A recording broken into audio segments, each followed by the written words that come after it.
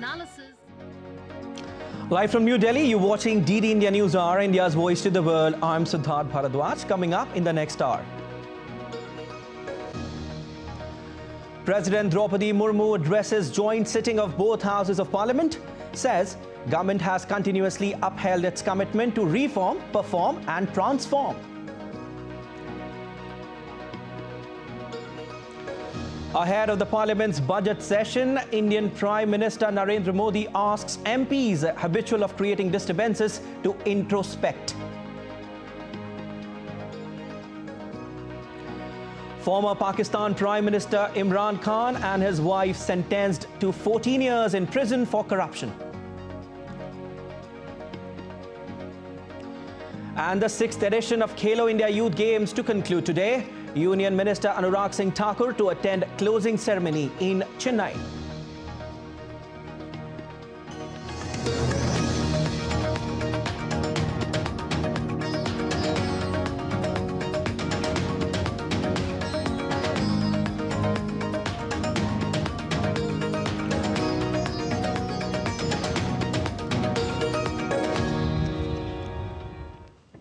The budget session commenced on Wednesday with India's President Draupadi Murmu's address to a joint sitting session of both houses of parliament. President entered the house with a sengol being carried in front of her. She was followed by Speaker Om Birla, Upper House Chairman Jagdeep Dhankar and Prime Minister Narendra Modi. President Murmu in her address said new building will be witness to productive dialogue on policies that will shape the development of Viksit Bharat in the Amrit Kaal of our independence. काल की शुरुआत में ये भव्य भवन बना है। यहाँ एक भारत श्रेष्ठ भारत की महक भी है।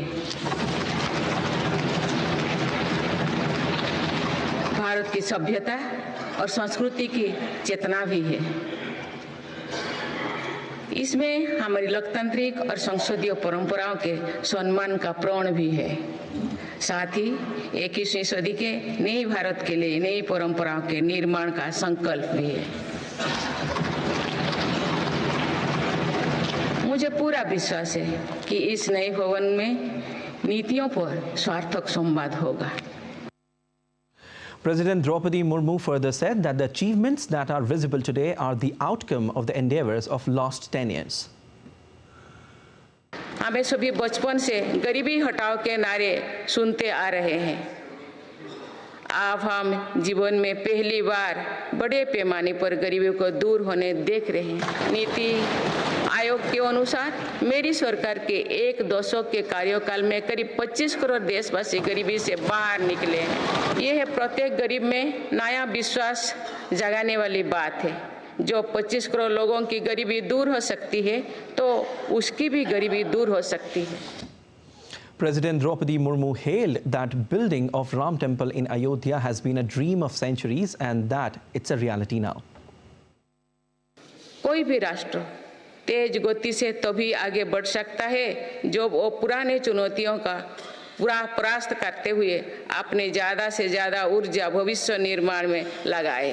पिछले 10 वर्षों में भारत ने राष्ट्र हित में ऐसे अनेक कार्यों को पूरा होते हुए देखा है जिनका इंतजार देश के लोगों को दशकों से था। राम मंदिर के निर्माण की आकांक्षा सदियों से थी, आज ये सोच हो चुका है। President Murmu further said that government has enlarged the role of daughters everywhere in water, land, sky and space.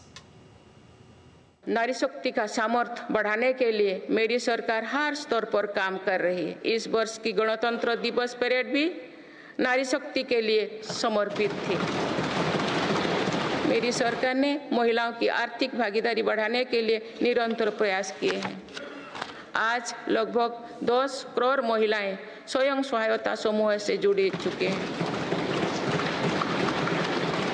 इन समूहों को 8 लाख करोड़ रुपया बैंक लोन और 40,000 करोड़ रुपया की आर्थिक सहायता दी गई है। Prime Minister Narendra Modi addressed to the media before the start of the budget session of Indian Parliament. Referring to the Republic Day celebrations on January 26, he acknowledged the country's embrace of strength, valor and determination of Nari Shakti. He said that President Murmu's address to joint sitting and Finance Minister Nirmala Sitharaman presenting the interim budget are festivals of women empowerment. आज budget सत्र का आरंभ हो रहा है, तब राष्ट्रपति द्रौपदी मुर्मू जी का मार्गदर्शन और कल निर्मला सीतारमण जी के द्वारा इंटरिम बजट एक प्रकार से ये नारी शक्ति के साक्षात्कार का पर्व है. Prime Minister Modi acknowledged the contribution of every member of parliament. However, he urged introspection among those who have strayed from democratic values and resorted to ruckus and disruption. गत 10 वर्ष में जिसको जो रास्ता सूझा, उस प्रकार से संसद में सबने अपना अपना कार्य किया. लेकिन मैं इतना जरूर कहूंगा कि जिनको आदतन हुड़दंग करने का स्वभाव बन गया है, जो आदतन लोकतांत्रिक मूल्यों का चीरहरण करते हैं, ऐसे सभी माननीय सांसद आज जब आखिरी सत्र में मिल रहे हैं, तब जरूर आत्मनिरीक्षण करेंगे कि 10 साल में उन्होंने जो किया. अपने संसदीय क्षेत्र में भी 100 लोगों को पूछ ले, किसी को याद नहीं होगा, किसी को नाम भी पता नहीं होगा जिन्होंने इतना हुड़दंग हो हल्ला किया होगा. लेकिन विरोध का स्वर तीखा क्यों ना हो, आलोचना तीखी से तीखी क्यों ना हो, लेकिन जिसने सदन में उत्तम विचारों से सदन को लाभान्वित किया होगा, उनको बहुत बड़ा वर्ग आज भी याद करता होगा. India's Upper House Chairman Jagdeep Dhankar also addressed the joint sitting session and said that the government has made India one of the leading digital economy that has provided employment to millions of youths. My government has made India one of the world's leading digital economies. This has provided employment to crores of youth. My government is continuously taking new initiatives for the education and skill development of India's youth. For this, a new national education policy was framed and is being implemented rapidly. My government also wants to make India a leading destination for meetings and exhibitions related sectors. For this, facilities like Bharat Mandapam, Yashobhumi have been created. In near future, tourism will become a major source of employment. Well, it's a big day tomorrow, interim budget. And for more on this, I've been joined by our correspondent Vikas Sarthi and also Shama Mishra, who's from Mumbai, and Vikas is from Parliament. Vikas, Indian President Draupadi Murmu addressed joint sitting of both houses ahead of the interim budget. Could you tell us what all happened today?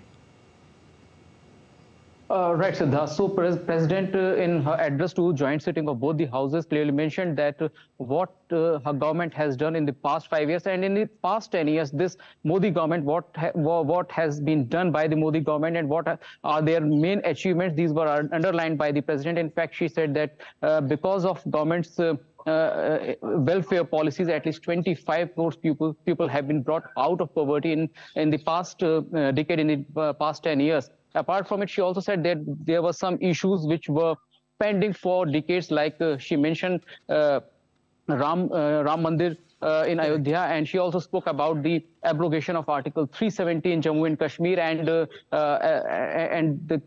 the legislation related to the triple talaq. She said that these issues were pending before the country and before the parliament for several decades, but this government ensured that these issues are addressed in time, and because of that we saw that 370 have been abrogated from the Jammu and Kashmir. Triple talaq has been declared unconstitutional, and apart from it, now it has been made a crime under triple talaq. There is a legislation which says that triple talaq is a criminal act. So these are the major achievements of the government. And she also said that as far as the economy is concerned, this government is moving ahead on the decided trajectory, and in the coming years India will be the third largest economy in the world. So that was the main crux of her address, which was almost 1 hour 20 minutes. And apart from it, she also mentioned the particular legislation which are directly connected to the common man, and particularly to the women. She said that this government has done several things for women empowerment to ensure that women gets proper representation in each and every field of life. So this address was almost a kind of report card of the present government, as well as the 10 decades of Modi government. These achievements were underscored by the president. Siddharth. All right, stay with us, Vikas. Now, Shama, it's a big day tomorrow, of course, interim budget. What could we expect from the interim budget 2024? Well, Siddharth, you've already stated is that this will be an interim budget, and as we know that the vote of account is something which you don't take, don't expect some major announcements to happen. And even if there are any changes, that will last only for 5 to 6 months. Yeah. What we are expecting tomorrow is that, since Mumbai is a financial capital, we've spoken to the common man as well as the experts over here. First of all, whenever we speak about budget expectations, it's always about the middle class, the salaried persons who are expecting some, relief in the tax regime. Also, there's a salary section. There's a section of the salaried class which is expecting that there'll be an increment in the standard deduction limit. So that will give some relief. Apart from that, they are expecting that there could be a new tax regime that could be made more attractive for the taxpayers. Apart from that, some relief in the EMIs or those kind of system where where the government can attract the new home buyers, especially the affordable ones. Okay. Now we are shifting focus to the experts, wherein we understand that India is the flag bearer of life, the mission life, which is lifestyle for environment, and now it is a chance for us to make a change. So although said that this is an interim budget, but we still have a chance, still have an opportunity to make bigger changes, to bring in changes, policy that will be sustained, that will be, financially sustainable. And with that, moving towards greener environment, moving towards more environment-friendly policies, this is all expected. When we are talking about environmentally friendly policies, we also expect that the vehicle sector, the auto sector especially, is expecting that there will be more thrust given on the EV, the electronic vehicles, electric vehicles, wherein the infrastructure would be made more robust, more and more rebates would be done for buying, for purchase of EVs, and many other likewise policies could be made over there. Apart from that, we've already spoken about people buying homes. Now we're talking about the real estate sector. Real estate sector has always hailed the policies of government. Now they expect the same momentum to continue. Likewise, there are several other expectations coming in from the sectors, which is making a change, and likewise for the common man as well. All right, thank you so much with this, Vikas Sarthi and Shama Mishra. Thank you so much for joining in and for your analysis. Well, now let's listen to what people's expectations from the interim budget are. Government has given a top priority to the rural development, but there is a gap between the urban development and rural development. Will forthcoming budget will attention on the development of the rural areas also. We hope on all these connected with immediate problems like unemployment problem, rising prices problem, but inequalities problem, and farmers' interest and attention on the budget, education and health. All these then priorities as given by the central government in forthcoming budget. All right, and still to come on the DD India News Hour. Ukraine neutralizes 14 out of 20 drones in an overnight attack.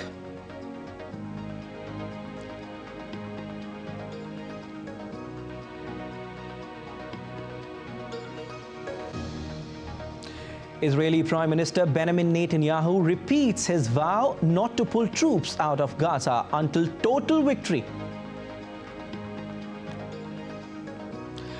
US shoots down one anti-ship cruise missile fired by Iranian-backed Houthis. Stay with us to know more.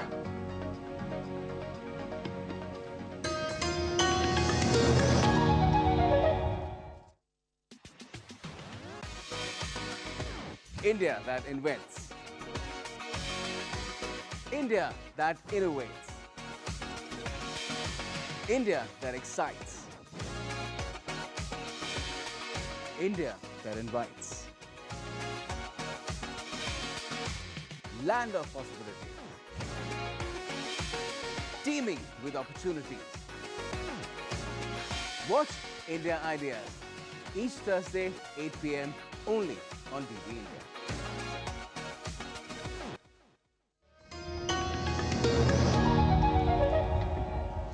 You're watching DD India News Hour. I'm Siddharth Bharadwaj. And now news coming from Pakistan in a major development. Pakistan's ex-Prime Minister Imran Khan and his wife Bushra Khan have been sentenced to 14 years in jail for the illegal sale of state gifts. The court's decision also includes a 10-year ban on holding public office for Khan. This marks the first sentencing for Bushra Khan, and it comes after Imran Khan's recent 10-year jail term for disclosing state secrets. These verdicts unfold just a week before the upcoming national elections.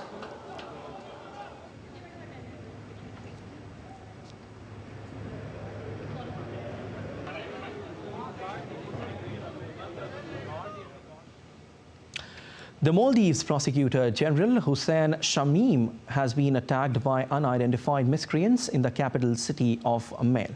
According to police, the incident took place when Prosecutor General was on his way to work. Shamim, who was appointed by the Maldivian Democratic Party government, is being treated at a hospital and his condition is stable as of now. Amid the ongoing Russia-Ukraine conflict, at least 3 people were injured in a drone attack in Kharkiv on Tuesday. The officials said that the strike caused damage to the apartment blocks and infrastructure. Kharkiv region governor said at least 6 drones had been deployed in the region.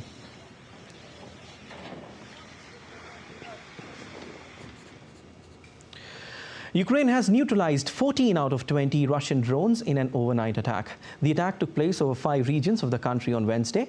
The Ukrainian military said that 1 person was injured in the attack. Commercial buildings in the Mykolaiv region also got damaged. The Air Force claimed that the drone used in the attacks are Iranian-made Shahed drones. Ukrainian troops is conducting combat drills near the Belarus border to strengthening its military activities. The drills included live fire exercises, training medical evacuation, as well as flying attack and reconnaissance drones. Ukraine and Russia are scheduled to face off at the International Court of Justice in case related to Russia funding pro-Russian forces in eastern Ukraine. Ukraine also said Russia breached a UN anti-discrimination treaty by trying to erase the culture of ethnic Tatars and Ukrainians in Crimea. Meanwhile, Russia denies systematic human rights abuses in Ukrainian territory that it occupies. Israeli Prime Minister Benjamin Netanyahu repeated his vow not to pull troops out of Gaza until total victory. Netanyahu, in a speech, made it clear that Israel will not withdraw from the Gaza Strip or release Palestinian prisoners held in Israel. I hear saying about all kinds of hostages deals, so I want to clarify. We will not end this war short of achieving all of its objective. That means eliminating Hamas, returning all of our hostages and ensuring that Gaza will no longer pose a threat to Israel. We will not withdraw the idea from the Gaza Strip and we will not release thousands of terrorists. None of this will happen. What is going to happen? An absolute victory. Earlier, Israel's far-right National Security Minister Itamar Ben-Gvir has threatened to dismantle the coalition government if a reckless deal was reached with Hamas. Reckless deal, dismantling of the government. Itamar Ben-Gvir of the Jewish Power Party posted on X amid media reports that Israel was considering a long-term pause brokered by Qatar and Egypt to its offensive against Hamas in Gaza.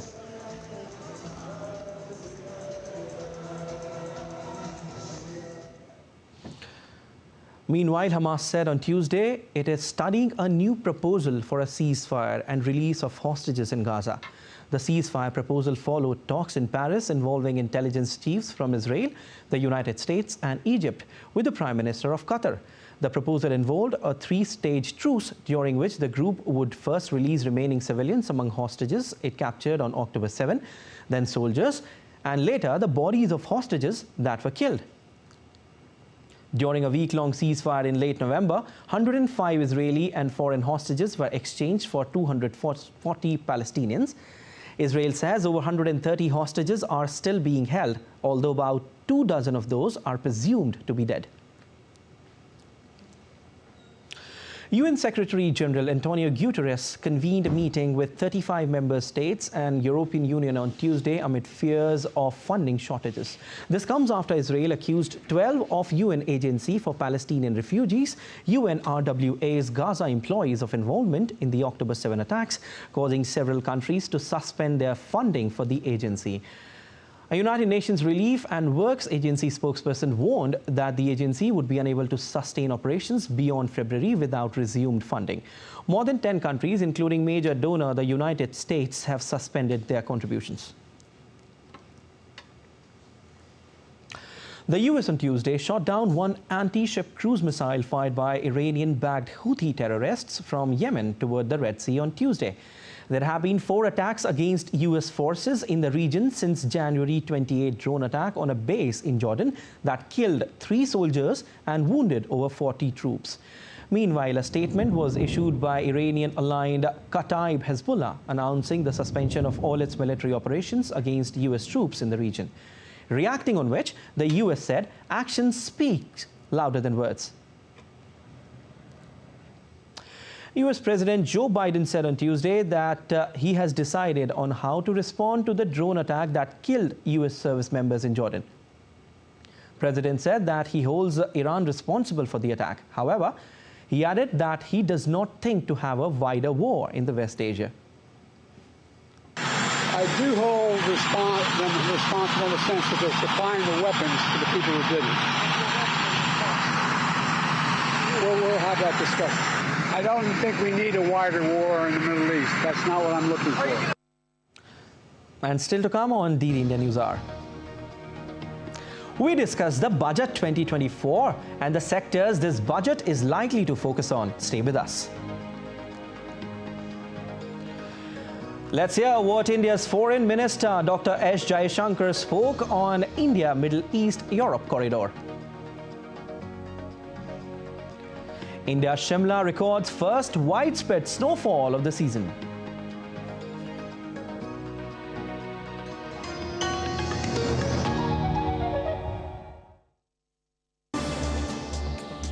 Voice of a rising aspirational world.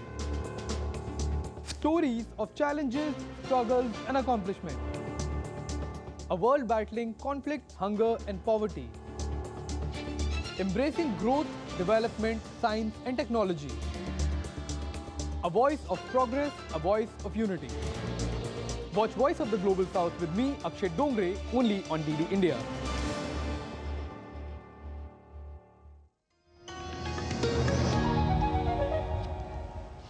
You're watching DD India News Hour. I'm Siddharth Bharadwaj. Well, let's have a look at the headlines. President Draupadi Murmu addresses joint sitting of both houses of parliament, says government has continuously upheld its commitment to reform, perform and transform. Ahead of the parliament's budget session, Indian Prime Minister Narendra Modi asks MPs habitual of creating disturbances to introspect. The 6th edition of Khelo India Youth Games to conclude today. Union Minister Anurag Singh Thakur to attend closing ceremony in Chennai.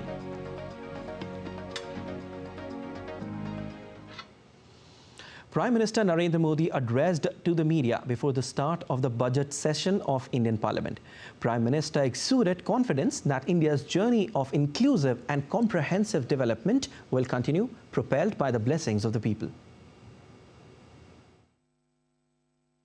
इस बार एक दिशा निर्देशक बातें लेकर के देश की वित्त मंत्री निर्मला जी हम सब के सामने कल अपना बजट पेश करने वाली है। साथियों, मुझे विश्वास है कि देश नित्य प्रगति की नई नई ऊंचाइयों को पार करता हुआ आगे बढ़ रहा है। सर्वस्पर्शी विकास हो रहा है, सर्वांगीण विकास हो रहा है, सर्वसमावेशक विकास हो रहा है। ये यात्रा जनता जनार्दन के आशीर्वाद से निरंतर बनी रहेगी।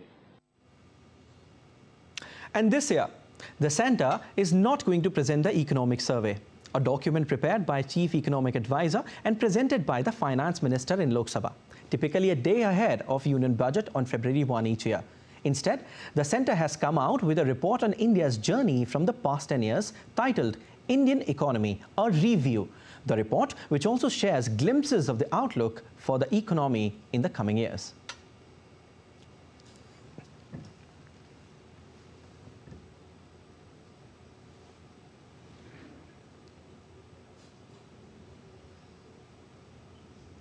India's Finance Minister Nirmala Sitharaman will present the interim budget for the fiscal year 2024-25 on Thursday. India has been on a 7+% growth path for the last 3 years, and the Finance Minister can be expected to keep the momentum going despite not being able to present a full budget ahead of the parliamentary elections. In fact, a Finance Ministry report has said that India can aspire to become a $7 trillion economy by 2030 by sticking to the path it has followed so far. India's Finance Minister Nirmala Sitharaman is set to present an interim budget for the nation on Thursday, a few months ahead of the general elections. It may not be a full-fledged budget launching a flurry of schemes, but expectations are high that the Finance Minister will maintain a policy trajectory which will keep the Indian economy on its over 7% growth path.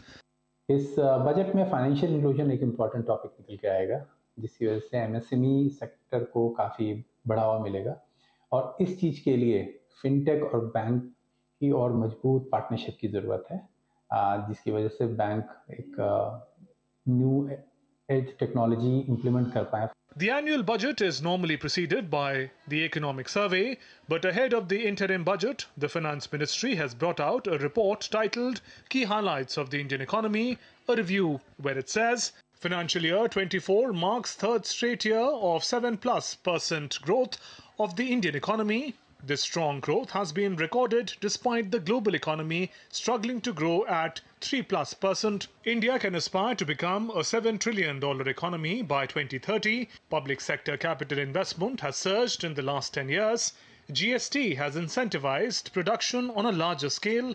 MSMEs are becoming increasingly vibrant and dynamic. Investment incentives and initiatives to ease business compliances have strengthened the ecosystem for startups. Agriculture sector has demonstrated tenacity and resilience. Measures have emboldened banks to resume lending to all sectors. There's greater inclusive development, much lower unemployment rate, moderate inflation.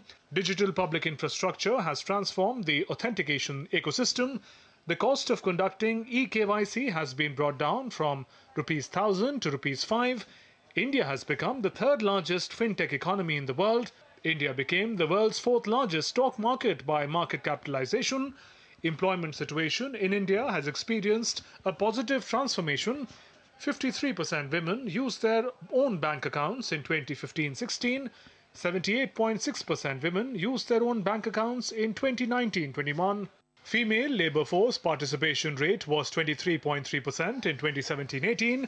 The ratio went up to 37% in 2022-23. India has undergone a journey from fragility to stability and strength during the last 10 years. We know that the last 2 years have been characterized by a number of shocks, risks, and great uncertainty. Quickly, if we go back, it's really, I had projected, others had projected a growth rate of 7% plus minus over these 2 years. But then the Ukraine war happened. And then many people, including myself, reduced the forecast by 0.5. But we have been surprised, right? So my range was 6 to 7%, and as you pointed out, we've had 7.2%. So that's an interesting aspect, and I'll mention only one thing. One of the most important drivers of that was the change in the budget to increase the capital expenditures. That's been a huge driver of growth, and economic analysis has shown that's because the expenditure multiplier of the Indian government on capital expenditures is very high. It's about 2.5%. It's not just the government which is lauding the transformation. It has come in for praise by the topmost international institutions and figures. Earlier this month, World Economic Forum President Borge Brende said that India is a $10 trillion economy in the making in the coming 2 decades. In December last year, S&P Global in a report said India will become the world's 3rd largest economy by 2030. A month earlier, Fitch Rating praised India's medium-term growth estimates while reducing China's. October 2023 saw the IMF forecasting positively about India's contribution to global economic growth. It said India's contribution to economic growth is expected to rise by 2% to 18% over the next 5 years. The finance minister is expected to keep India's growth momentum going with her interim budget, keeping equity and sustainability at the forefront. Well, ahead of interim budget, we have a very special guest joining us for more. He is Prasenjit K. Basu. He is Chief Economist ICICI Securities. Sir, first of all, a very warm welcome to the show. Now, what all sectors are likely to be focused on in the interim budget? It's a big day tomorrow. Well, the interim budget, of course, is interim. So it's just there's going to be a vote on account. Yeah. But I think the focus will continue to be on growth, on continuing the momentum of public investment spending, which has strengthened the economy significantly over the last 3 years. Mm-hmm. India, in my view, the real GDP is likely to grow about 7.9% this year and accelerate next year. If you look at the IMF's latest global economic forecasts released overnight yesterday, they are projecting 6.7% growth for the current fiscal year. I think that's too low. But typically the IMF is quite conservative on its India forecasts. It normally turns out that growth is a lot faster. So what is really happening is that the tax base has grown substantially in India over the last few years. We've got very strong direct tax revenue growth, good GST revenue growth, and as a result, the government has a lot of options. It can roll out a lot of social welfare. Okay. It can comfortably fund the production-linked incentive scheme, and at the same time rapidly roll out public infrastructure through investment spending.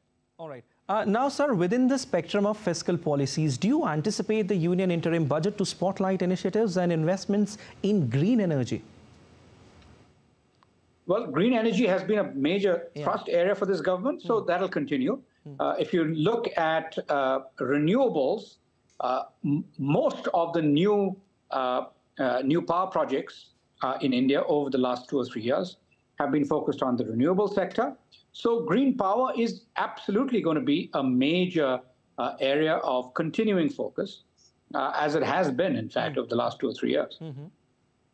Okay. And how might the interim budget impact foreign direct investment and trade relations? And what steps can be taken to attract more investments in the current economic climate? Well, the budget is a fairly limited document, and this time it's an interim budget, so it'll be even more limited. So we can't expect that everything will be addressed in the budget. But this government has done a lot to reduce tax rates. Okay. Corporate tax rates are much lower. New manufacturing units have an effective tax rate of only 17%, which is globally competitive with even low tax jurisdictions. And consequently, India is beginning to attract substantially more investment spending. FDI into the manufacturing sector is beginning to pick up, especially in the electronic sector. I think the government will want to widen the remit of PLI so that more investment comes into a broader spectrum of industries, not just electronics, but clearly there will be more done to attract FDI into the whole of the economy. Okay.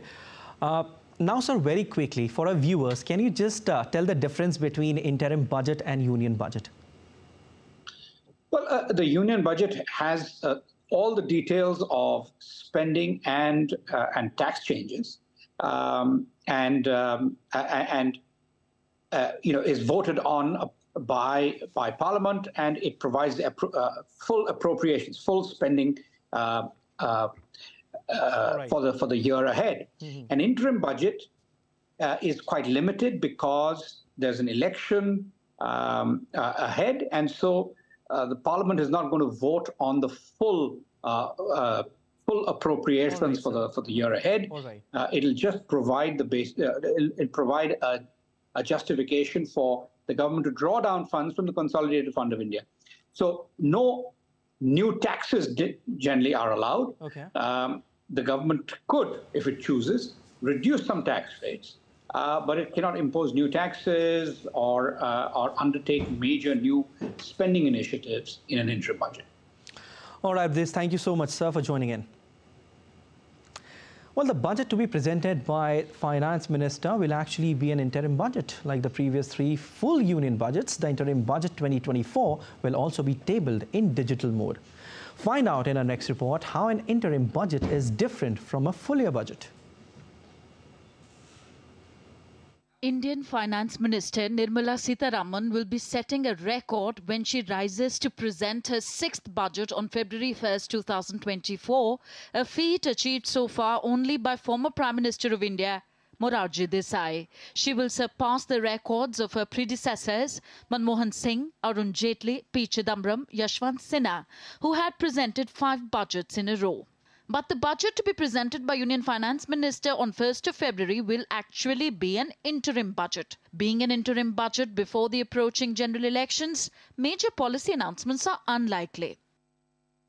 Let's now tell you how an interim budget is different from a full year budget. A budget consists of 2 parts, the income and expenses of the government for the previous year and the expected income and expenses for the coming year. An interim budget also shows the previous year's income and expenses, but it shows only the most basic expenses up until the general election. An interim budget is presented when general elections are very near. It is an effective mechanism that allows the ruling government to ask Parliament for approval of funds sufficient to incur expenditure for part of the year till a new government is formed after the general elections. So an interim budget takes the place of a full budget if general elections are approaching. The full budget for fiscal year 2025 will be presented after the formation of the new government following the general elections. During an election year, it is unrealistic for the ruling government to prepare a full year budget. Although there is no constitutional provision for an interim budget, it has now become standard procedure for the incumbent government to present one before general elections. In 2019's interim budget by the then Finance Minister Piyush Goyal, no change was proposed in the tax structure. But in a major relief to taxpayers, income up to 5 lakh rupees was exempted from tax. In 2014's interim budget, the then Finance Minister P. Chidambaram announced no change in the tax structure nor offered any big benefits. But in the 2009's interim budget, the then Finance Minister Pranab Mukherjee had changed the income tax slabs. Nirmala Sitharaman took over the finance portfolio in Prime Minister Narendra Modi's second term. It will be her 4th paperless budget, as like the previous 3 full union budgets, the interim union budget 2024 will also be tabled in digital mode. Tanvi Taneja for DD India. And still to come on DD India News Hour. Italy's Prime Minister Giorgia Meloni meets new Australian Open champion Jannik Sinner, the first Italian to win a Grand Slam in 48 years.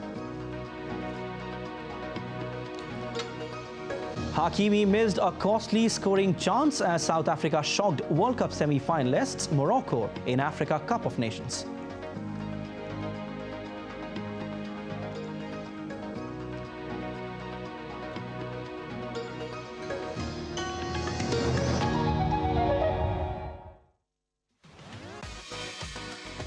India that invents.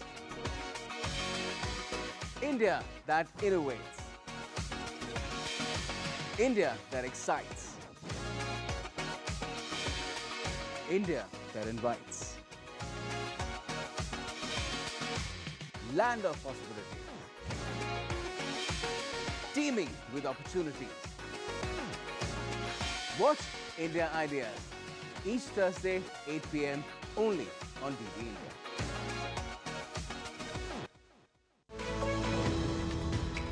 We just don't bring you the news as it unfolds. We get to the heart of the matter. We don't just present facts. We demystify complex social, political, and economic events. We break stories that shape the world's present and future because you deserve the truth. I am Tanvi Taneja from New Delhi. I'm Ollie Barrett from London. I'm Nick Harper from Washington, D.C.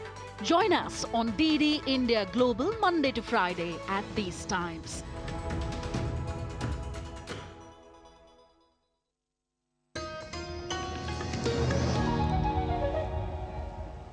You're watching DD India News Hour. I'm Siddharth Bharadwaj. India participated in the World Economic Forum's annual meeting at Davos earlier this month. The focus remained on the agenda, how the developing world can provide solutions to the shaky global economy. The president of the World Economic Forum said India is currently seeing an exponential growth.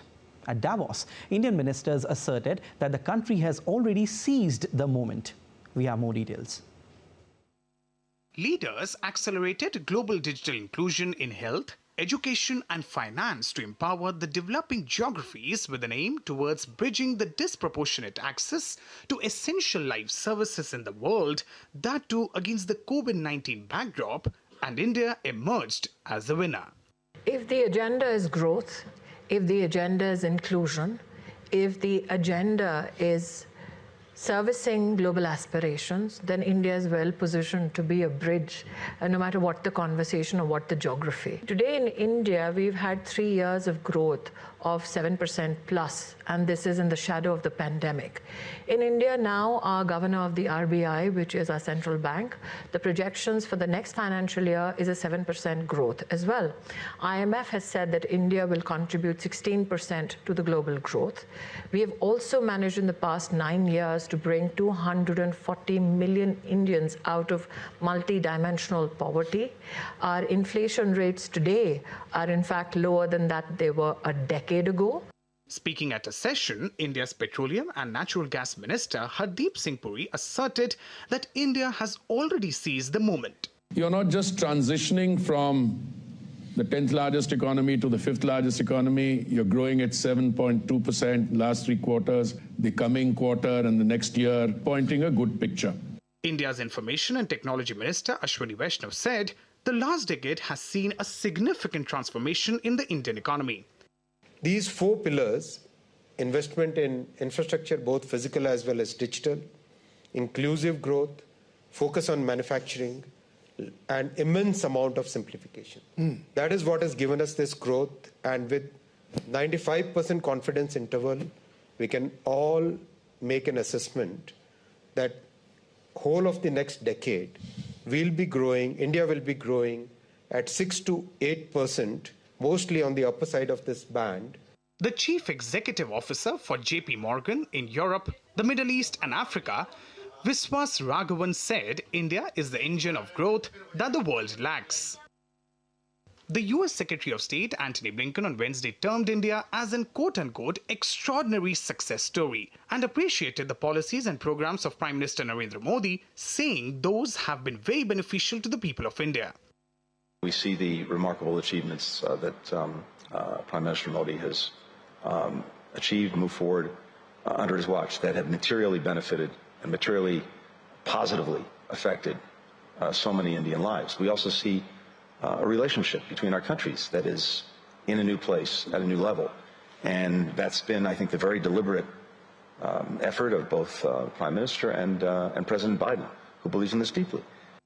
Sustained and robust growth in agriculture, sharp rebound in manufacturing industry, resumption of services activity and buoyant revenues suggest that the economy is progressing well and bound to spearhead global economy in times to come. India's Foreign Minister Dr. S. Jaishankar emphasized the need to establish a logistics corridor that will connect India, the Middle East and Europe through Arabian Peninsula. This corridor aims to bolster India's connectivity with these regions and enhance trade and economic cooperation. In the case of IMEC, the India, Middle East, Europe Economic Corridor, you actually have India at one end, Europe at the other end. Two very important centers of both production and consumption. And the idea is to create a kind of I would say a logistics corridor through the Arabian Peninsula. And the reason why this idea got traction was, for thousands of years, this was the corridor. So, in a way, today we are resurrecting history and trying to, through the skill of technology and modern engineering, I would say, try to create a much easier passage. All right, you're watching DD India News Hour. Time now for sport, and for that, my colleague Abhishek Mahajan is here. Abhishek, tell us what is happening in the world of sport. Right, a lot is happening in sports, Siddharth. We'll start with Khelo India Youth Games. Culminating today, 6th edition of Khelo India Youth Games will come to a close today evening in southern state of Tamil Nadu. India's Union Minister for Youth Affairs and Sports, Anurag Singh Thakur, will attend the closing ceremony to be held in Chennai. The games began on the 19th of this month. Over 5,600 sportspersons attended the event from all over the country. The sporting events were held at Coimbatore, Madurai and Tiruchi, apart from Chennai. Maharashtra tops the medal tally with 156 medals in total, including 55 gold, 48 silver and 53 bronze, followed by Tamil Nadu, who have 38 gold medals so far, and Haryana with 35 golds. And Team Delhi bagged a silver medal in badminton men's doubles category. The players say that the experience they are taking with them would help them a lot for international events. Take a listen. We have with us the men's doubles category in badminton who bagged the silver medal. They come from New Delhi. Many congratulations to both of you. Please introduce yourselves. And since what time have you been playing badminton? Yeah, my name is Chaudhary Param and I am from Delhi and I play badminton. My name is Bhavya Chabra and I am from Delhi as well, and I am playing badminton since 7 years. Both of you bagged the silver medal. How big is this achievement for you? Yeah, as we expected for the gold, but we didn't play that much good, so it's okay. It's a part of game. It's our first Khelo India, so definitely we are happy, but it's not what we expected to be. But when we talk about expectations, Prime Minister Narendra Modi has always asserted that participation is more important. Your mental strength should be of utmost importance here. Yeah, that definitely it's true, and moreover, it is really important to have a good mentality while playing on the court. So yes, it's true. How important this achievement becomes for you when we talk about your future plans participating at international and bigger levels? Really quite big achievement for us, as it is a Khelo India tournament and it is organized by the government. So it is a really big achievement for us. So these are the silver medalists of doubles category in Khelo India Youth Games 6th edition at Tamil Nadu, and we would be having more number of medalists here, but as we keep on saying, participation is more important, and these medals will pave the way for international tournaments for these players as well. With camera person Senthil, this is Deepika reporting for DD India from Chennai. Tennis now. Yannick Sinner, the first Italian to win a tennis Grand Slam trophy in 48 years, met Italian Prime Minister Giorgia Meloni on Tuesday after landing in Rome. Sinner beat Russia's Daniil Medvedev in the final of the Australian Open on Sunday. overcoming a two-set deficit to win 3-6, 3-6, 6-4, 6-4, 6-3. The Italian hails from the German-speaking Alpine region of South Tyrol and initially practiced skiing before switching to focus on tennis in his youth. And Ashraf Hakimi missed a late chance to equalize from the penalty spot as South Africa shocked 10-man Morocco to set up a quarter-final against Cape Verde at the 2023 Africa Cup of Nations. Evidence Magopa produced a neat finish to score the opener in the 57th minute, surviving a lengthy video assistant referee, which is VAR, check for offside and putting Bafana Bafana on their way to a surprise victory over the 2022 World Cup semi-finalist. Hakimi was afforded a golden opportunity to level when Mothobi Mawala was adjudged to have handled Ayub El-Kabi's shot, only to fire his 85th minute spot kick against the crossbar.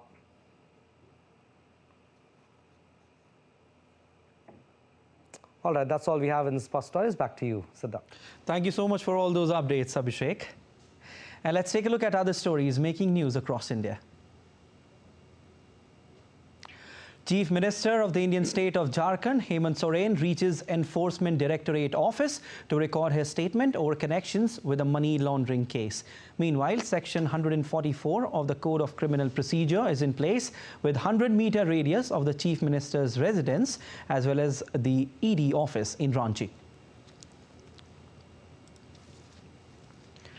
Chief Minister of Indian state Chhattisgarh, Vishnu Deo Sai, laid a wreath and paid floral tribute to the brave Indian soldiers who were martyred in the exchange of the fire over Sukma border incident. The Chief Minister has expressed his grief over the incident. In a major breakthrough, Border Security Force troops successfully apprehended 4 smugglers and seized a significant quantity of narcotics, as well as arms and ammunition in a meticulously planned intel-based operation along the international boundary with Pakistan. North Indian state of Himachal Pradesh received first snowfall of the season. Several places in Upper Shimla got first snow of the season. The Met Department has issued an orange alert for the next 2 days. The wet spell over western Himalayan region and over adjoining plains is also likely to continue till 4th of February.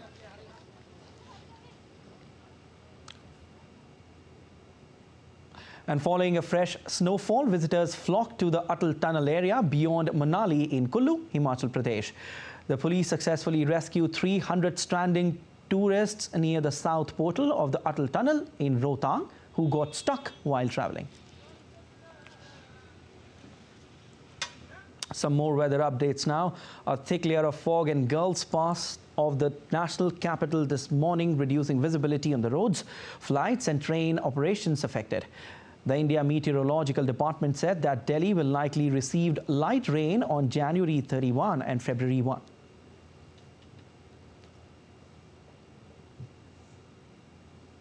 All right, that's all for this edition of DD India News Hour, but let us know your thoughts on the news of the day. You can connect with us on Facebook, X formerly known as Twitter, and Instagram. We'll be back with more news as it breaks here on DD India. I'm Siddharth Bharadwaj from all of us here in Delhi. Thanks for watching DD India News Hour.